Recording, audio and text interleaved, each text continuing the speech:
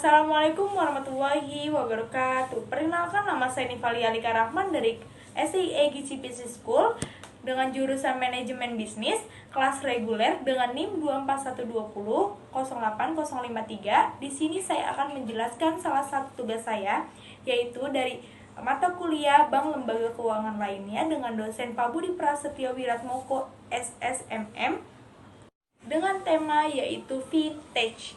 Apa sih itu teman-teman vintage? Vintage itu singkatan dari Financial Technology. Apa sih itu pengertian vintage? Vintage itu adalah jenis perusahaan di bidang keuangan yang melibatkan dengan teknologi. Di sini ada fungsi vintage. Yang pertama ada mentransfer uang, pembayaran, pinjaman, dan pengumpulan dana. Dan di sini ada manfaat vintage di tengah masyarakat. Yang pertama, membantu UMKM mendapat modal usaha dengan bunga yang rendah. Yang kedua, ada menyediakan layanan finansial. Yang ketiga, vintage mendukung inklusi keuangan. Yang keempat, ada mengurangi jumlah peminjaman uang berbunga tinggi. Dan di sini ada jenis-jenis vintage. Yang pertama, P2P lending dan crowdfund lending. Dan yang kedua ada manajemen risiko dan investasi. Yang ketiga ada payment, clearing, dan settlement. Dan yang terakhir ada market aggregator. Setelah saya menyebutkan jenis-jenis vintage, saya akan menjelaskan satu persatu apa itu jenis-jenis vintage. Dan di sini ada P2P lending dan crowdfund lending. Apa sih itu teman-teman? P2P lending dan crowdfund lending merupakan marketplace untuk kegiatan pinjam-meminjam uang. Prosesnya itu cenderung lebih mudah dengan bank konvensional lainnya karena bisa dilakukan dalam salah satu online platform. Contohnya koperasi simpan pinjam, dan contohnya lagi itu kitabisa.com dan dana kita.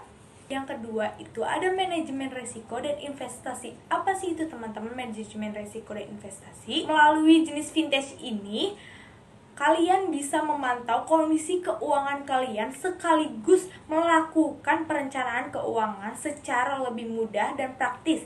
Umumnya, vintage merupakan manajemen risiko dan investasi hadir dalam bentuk aplikasi yang bisa kamu akses di smartphone kalian.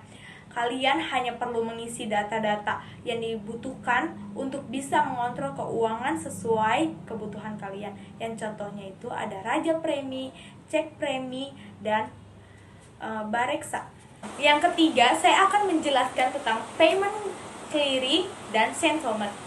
Ini merupakan jenis vintage yang memberikan layanan pembayaran baik yang diselenggarakan oleh industri perbankan maupun Bank Indonesia. Salah satunya produk yang sangat populer jenis vintage ini yaitu dompet elektronik atau e-wallet. E-wallet memungkinkan seseorang untuk menyimpan dana secara digital dan melakukan transaksi dengan mudah, baik secara offline maupun online. Contohnya, kalian bisa sering dan menggunakannya itu, yaitu yang pertama ada aplikasi GoPay, dan yang kedua ada aplikasi OVO. Dan di sini yang terakhir saya akan menjelaskan tentang market aggregator.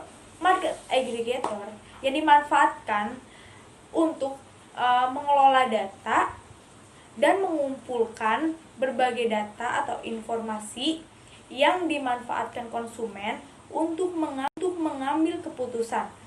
Dalam hal ini, para konsumen dapat memilih informasi sebagai platform keuangan sebelum memilihnya. Dengan begitu, para pemula dapat mengetahui dan membandingkan harga, feature, hingga manfaat suatu produk sebelum memilih layanan. Contohnya ada Kredit Gogo, Tunaiku, dan Livepel.